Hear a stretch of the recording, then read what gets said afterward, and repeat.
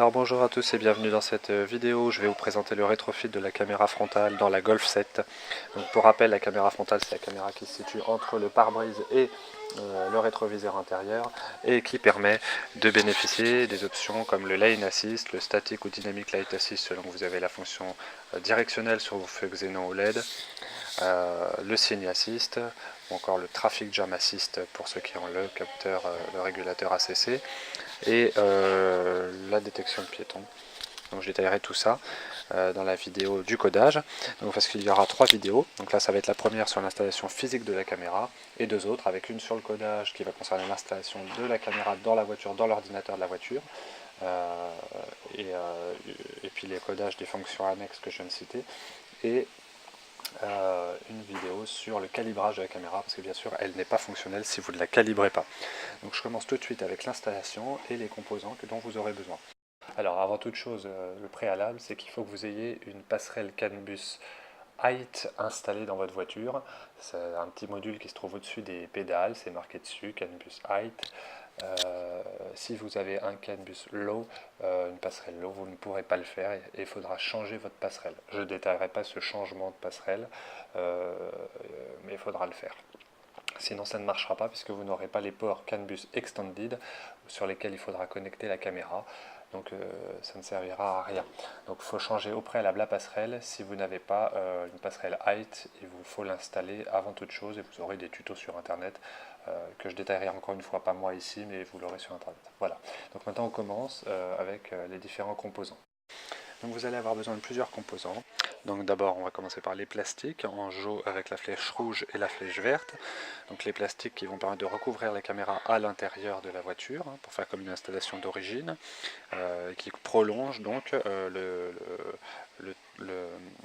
toit jusqu'au sur le pare-brise. Donc les références de ces pièces qui sont compatibles avec ma Golf 7 après mai 2016, puisque avant c'était pas du tout les mêmes. Donc ça c'est pour après mai 2016, mais vous pourrez faire le même montage en trouvant les pièces pour les Golf, pour ceux qui ont une Golf d'avant mai 2016. Maintenant je vous donne les références pour après mai 2016. Donc c'est donc la couverture plastique que vous avez en flèche rouge 5G0 86 84 37A.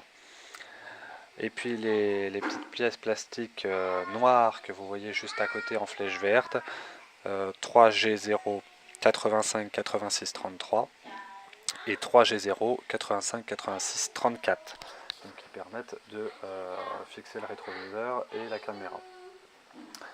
Donc voilà, vous aurez besoin bien sûr de câblage, les câbles que vous voyez en flèche bleue, moi je les ai achetés chez Cufatech, ils sont très bien, parfaits. Vous avez beaucoup plus de longueur que ce qu'il faut, donc vous n'en manquerez pas, ils se fixent très bien, il n'y a aucun souci. Vous en avez pour une cinquantaine d'euros hors frais de port. Et les connectiques sont vraiment parfaites. En plus de ça, ils sont très disponibles si vous avez une question à leur poser sur leur site internet ou autre. Donc chez Cufatech, c'est vraiment très bonne qualité, très bon produit. Et ils vous fournissent donc tout le câblage nécessaire avec en plus le câble qui permet de relier la caméra au capteur radar ACC si vous le possédez, c'est pas indispensable. Voilà. Donc ensuite on va parler de la caméra. Alors la caméra, il y a plusieurs modèles. Il y a deux générations. On va s'intéresser à la deuxième génération qui est la plus récente et qui vous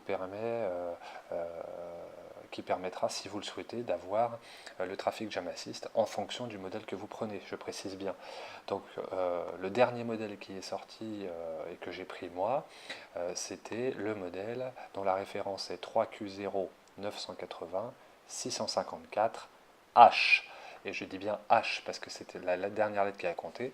Il y a certains modèles qui sont compatibles avec Traffic Jam Assist, d'autres non. Le H en fait partie, il n'y a pas que celle-là, mais il en fait partie. Le A, par exemple, n'en fait pas partie. Donc si vous avez H inscrit dessus, vous pouvez avoir le Traffic Jam Assist et voilà. Vérifier la compatibilité avec votre véhicule. Moi j'ai acheté cette caméra d'occasion qui provient d'une Golf GTI de 2018 facelift. Donc voilà, et c'était, je l'ai acheté une centaine d'euros hors frais de port. Je crois 99 ou 98, voilà. Donc c'était pas cher, vous pouvez vraiment avoir des bonnes affaires. Voilà. Et moi, c'était acheté sur eBay. Alors ensuite, vous aurez besoin d'un porte-fusible. Ça vous permet de connecter deux mêmes fusibles sur un seul emplacement sur la boîte à fusibles. Ça vous évitera bien des galères pour fixer, pour brancher l'alimentation en arrière de la boîte, c'est vraiment impossible pour démonter cette boîte à fusibles. Vous allez galérer. Donc plutôt que de tout démonter, vous mettez ça et c'est beaucoup plus rapide. Moi je l'ai acheté chez Conrad, ça vaut je crois 6 euros et quelques, 7 euros. Et vous pouvez fixer votre fusible et brancher donc l'alimentation de la caméra. Vous aurez besoin comme fusible d'acheter en plus un fusible de 7,5. Je rappelle que c'est pour des mini-fusibles, hein, aussi bien le porte-fusible que le fusible, ce sont des mini-fusibles compatibles avec mini-fusibles. Voilà, donc le fusible 7,5 que vous aurez besoin pour l'alimentation. Alors une dernière petite précision qui n'est peut-être pas évidente pour tout le monde, mais vous aurez besoin de changer votre pare-brise. C'est la dépense la plus importante de tout ce rétrofit. Voilà, c'est indispensable. Vous ne pouvez pas y échapper et vous en aurez pour au minimum 400 euros. Voilà, si vous comptez avec le montage, on va dire 470, 400, voilà, c'est le minimum, sauf si vous avez moins cher, tant mieux, mais voilà, un pare-brise, ça doit être 400 euros à peu près pour le compatible avec la caméra. Et ça, c'est indispensable. Alors, on va passer maintenant à l'installation. Alors tout d'abord, il faut déconnecter la batterie. Donc vous débranchez le câble rouge, vous desserrez, je crois que c'est une clé de 10 ou de 11, et puis vous desserrez, vous débranchez simplement la batterie. Pour ceux qui ne l'ont jamais fait, le moment où vous allez reconnecter, vous aurez des erreurs sur le tableau de bord, vous en aurez plein, ça n'est pas grave, c'est tout à fait normal. Vous tournez un coup le volant bien à gauche, un coup le volant bien à droite, vous freinez, vous recalibrez la pression des pneus dans l'OBD, dans le Discover, c'est très rapide à faire, vous roulez un petit peu, tout se réactive, il n'y a aucun souci, c'est normal que ça affiche en erreur et ça part tout seul. Donc maintenant, on va passer au démontage des plastiques, donc avec les petits spatules spéciales démontage plastique que vous pouvez trouver sur n'importe quel site chinois ou vendeur français qui vendent des pièces pour voitures. Donc voilà, donc sur les dessins que vous voyez des petits points rouges, ça correspond voilà, au positionnement des clips, donc sur lesquels il faudra forcer un petit peu pour qu'ils sortent. Les clips parfois s'en vont, vous les remettez, c'est très simple à faire. Donc là, c'est la partie qui se trouve à gauche quand on ouvre la portière conducteur. Là, vous la voyez directement apparaître à gauche du volant. Voilà, vous démontez, les trois petits clips sont affichés. Ensuite, vous allez démonter le seuil de porte conducteur. Donc pareil, vous pouvez vous servir de ces petits outils. Par contre, il faudra tirer un peu, hein, vous allez voir, ça part tout seul. Ça ne se casse pas, les voitures allemandes sont très bien faites. Donc, vous voyez les 4 positions de clips, vous tirez, ça part tout seul. Ça se remet très facilement quand on met les clips dans les trous. Ensuite, il va falloir démonter, là, vous voyez la poignée capot, il va falloir démonter cette poignée d'ouverture capot avec le plastique qu'il y a derrière. Il y a des tutos sur internet qui expliquent comment installer le pédalier en alu et qui expliquent et qui montrent comment démonter cette partie-là. C'est très simple, vous avez deux vis à enlever et puis un petit clip à enlever derrière la poignée. Je ne l'ai pas détaillé ici, vous le trouvez facilement sur un tutoriel sur internet. Et voilà, vous ouvrez et vous allez tomber sur les câbles que je vais vous montrer juste après. Voilà en dessous, vous avez ces câbles-là, donc vous avez des fiches, vous avez la jaune, montrée par la flèche jaune, le noir, montré par la flèche blanche, donc le jaune, le noir, le rouge, le bleu. Voilà, nous on va s'intéresser à la prise jaune et à la prise noire. Donc vous voyez qu'il y a des petites flèches vertes qui vous indiquent les petites loquets, il faut les tirer, c'est des petits loquets rouges, vous les tirez vers vous et ensuite en arrière de ce loquet il y a un petit bouton pressoir, vous appuyez dessus et vous tirez et la fiche s'en va toute seule. Ne forcez jamais, d'abord le rouge, ensuite le petit loquet par-dessus et vous tirez. Voilà comment il faut faire pour débrancher. Vous aurez besoin de débrancher la jaune dans un premier temps et la noire pour ça. Pour accéder à la boîte à fusibles, il faut ouvrir donc, la boîte à gants conducteur, vous l'ouvrez comme ça. Vous pouvez accéder par derrière, là où on a déjà enlevé le plastique contre la porte conducteur, là que vous voyez par la flèche jaune. Et il faut tirer vers la droite puis vers la gauche cette boîte à gants pour l'enlever, parce que derrière se trouve la boîte à fusibles. Vous avez des tutos internet pour ça aussi. Donc voilà la boîte à fusibles, c'est à l'intérieur de ça, je vais vous montrer une autre image. Et on voit ici donc le fusible SC32, qui est le fusible qui gère donc les aides, les assistances à la conduite, et entre autres l'alimentation pour la caméra frontale.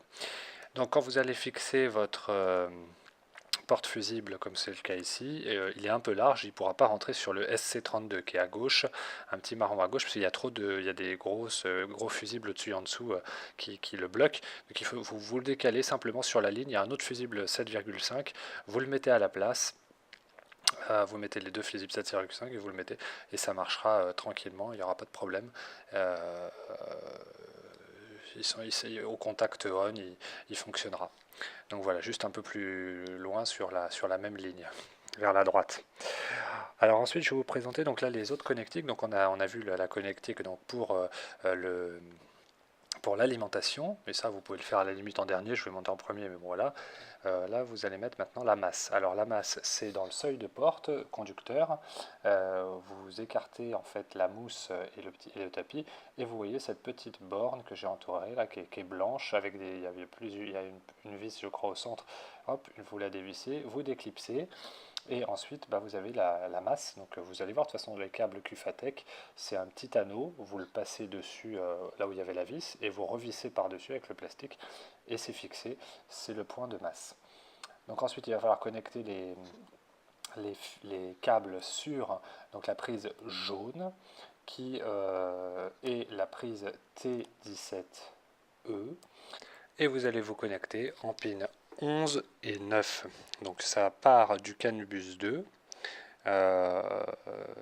et ça va donc sur le pin 11 et 9. Voilà, donc vous connectez ça, comme c'est affiché ici.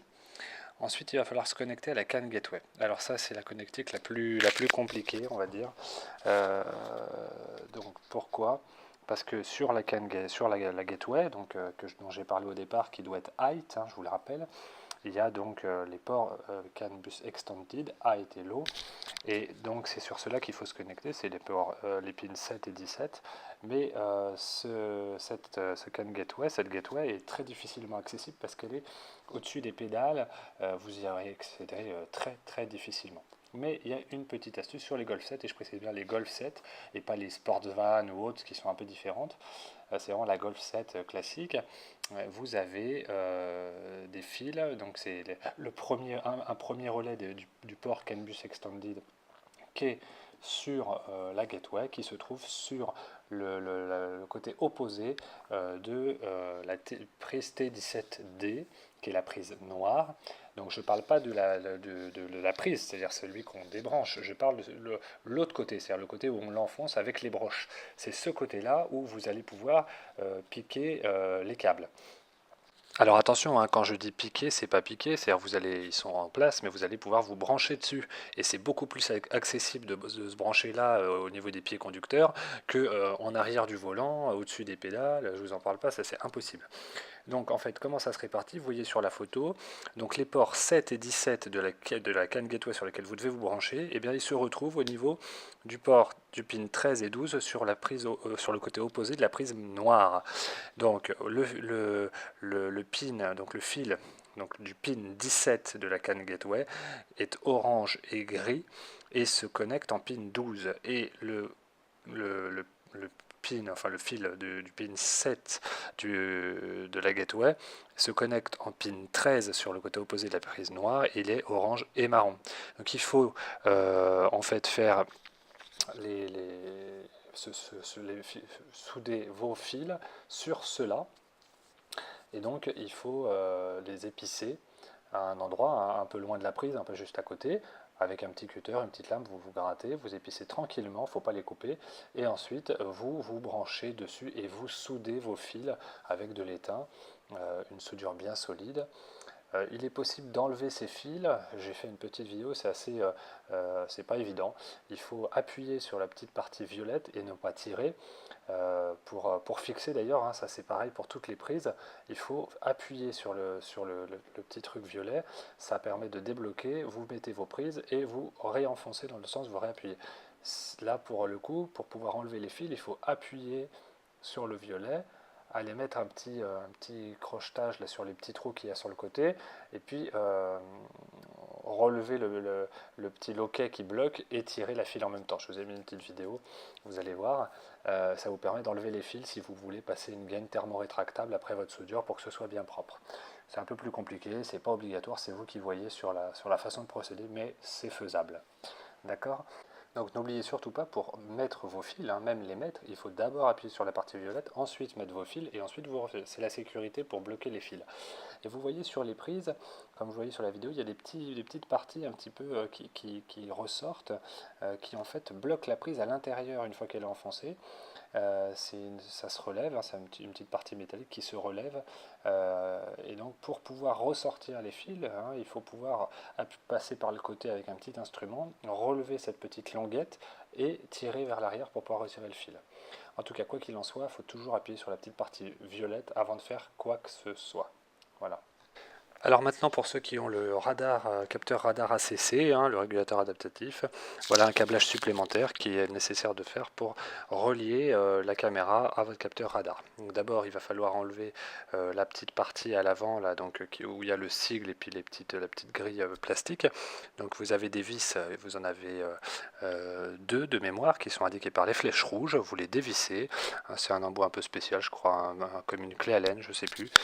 Et puis voilà, et vous tirez au niveau des flèches bleues, c'est les côtés.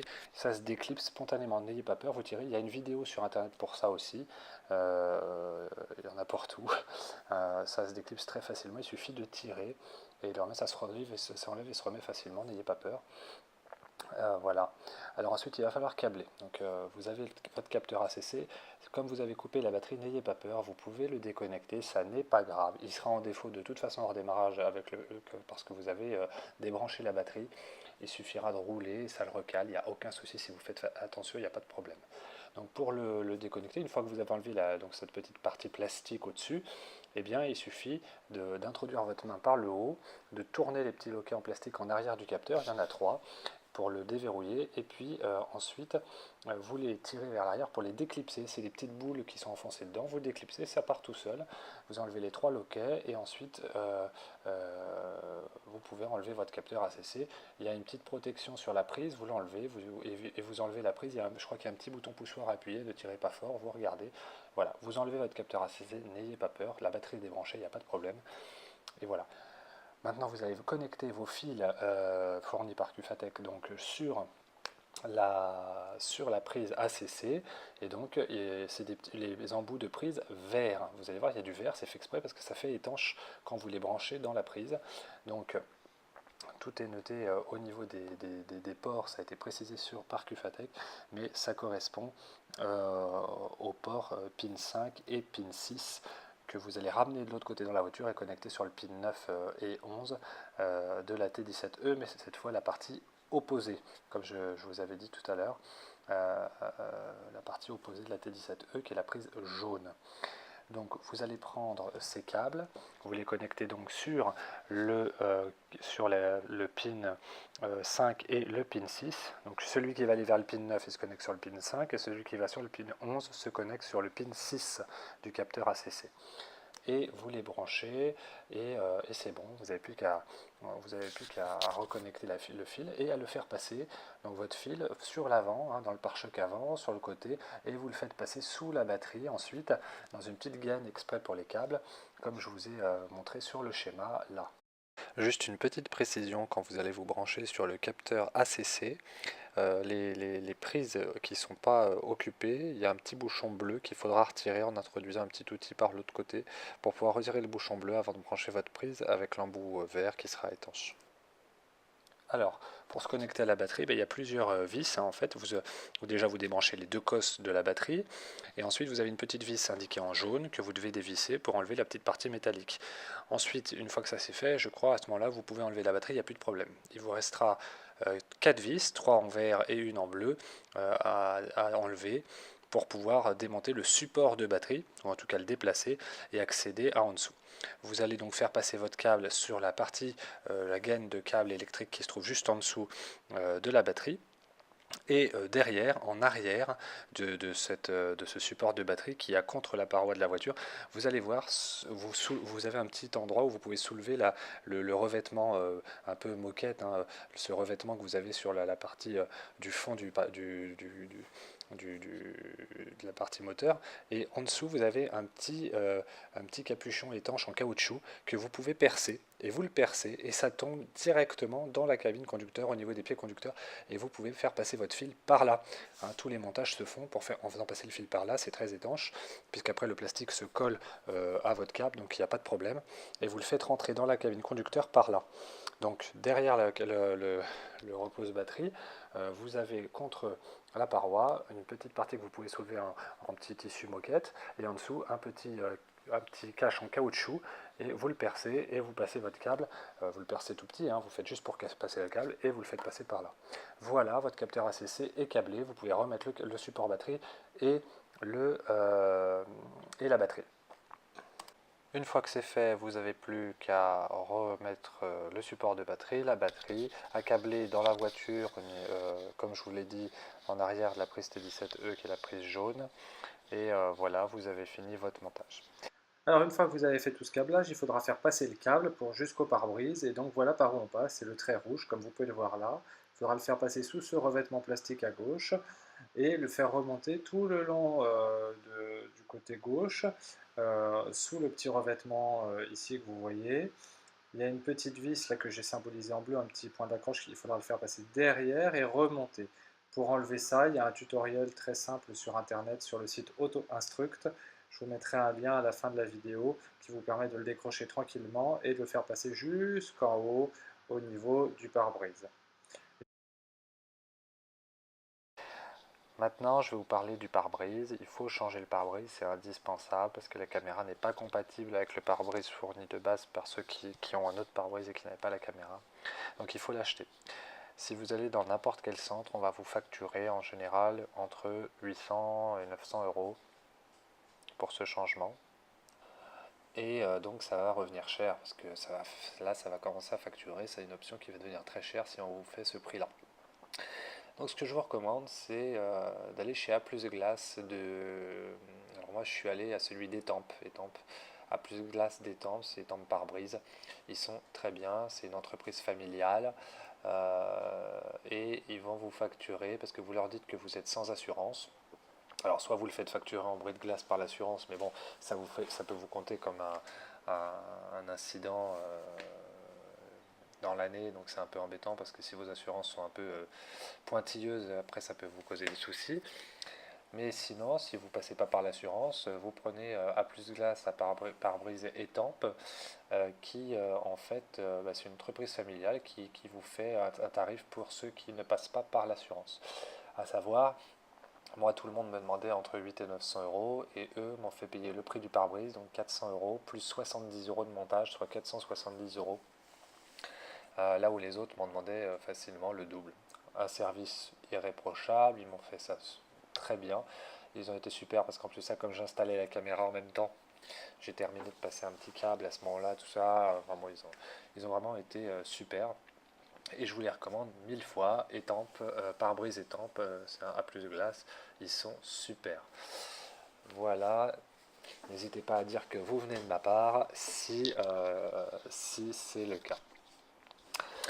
Donc voilà, donc vous voyez la voiture sans le pare-brise, puis avec le nouveau pare-brise et la caméra, l'emplacement de la caméra qui est là. Donc de l'intérieur, ça fait ça. Alors je vous ai fait cette photo pour vous montrer une petite chose. Vous voyez l'emplacement de la caméra, vous voyez les câbles.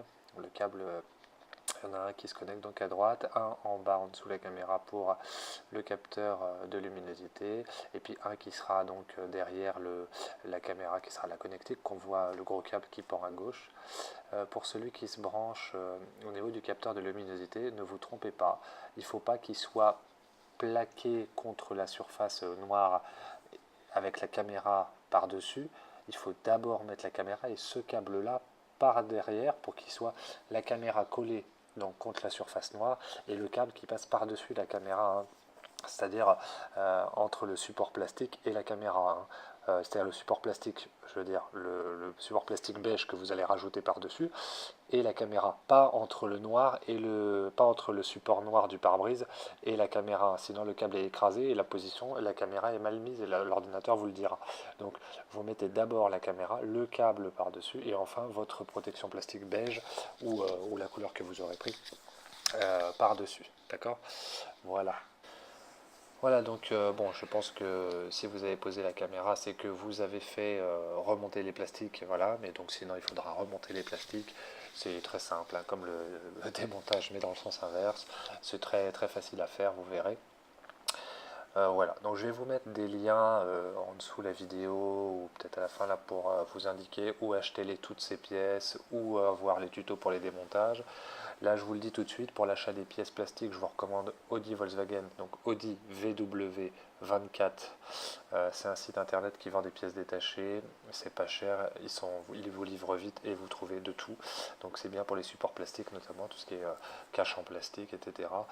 Je vous recommande eBay, notamment pour la caméra, parce que vous avez des prix intéressants.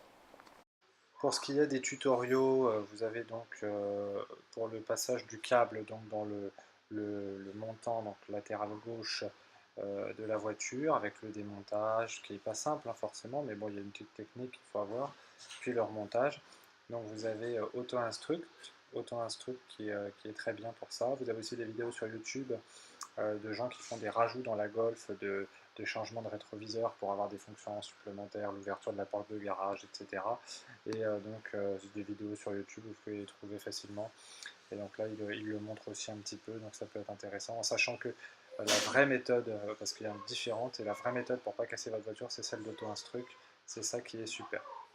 Voilà, sinon, pour ce qui est des pièces détachées, vous allez dire, bah oui, je voudrais tel cache, moi j'ai une voiture de telle année, quelle est la référence?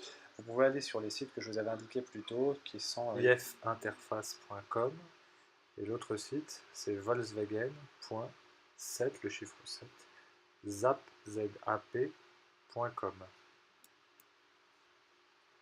Et voilà, c'est maintenant la fin de ce tuto, j'espère qu'il vous a plu. Donc vous pouvez retrouver tout le montage de toute l'installation de la caméra de A à Z, installation physique, et puis dans le deuxième volume je vous parlerai du codage de l'installation logicielle et puis du codage des fonctions de la caméra. Donc voilà, n'hésitez pas à me dire si cette vidéo vous a plu, les améliorations que vous voudriez avoir. J'ai pas pu tout faire en film, ça prenait de la place et c'est pas facile de tout filmer pendant le montage. Mais je pense que les photos parlent d'elles-mêmes, donc j'espère que ça vous conviendra. Je vous ai mis enfin à la fin de la vidéo les liens dont j'ai parlé pour l'achat des pièces, pour les tutoriaux, pour les références des pièces, etc. Donc n'hésitez pas à vous en servir, vous faites pause, vous regardez l'adresse, vous copiez sur votre page internet.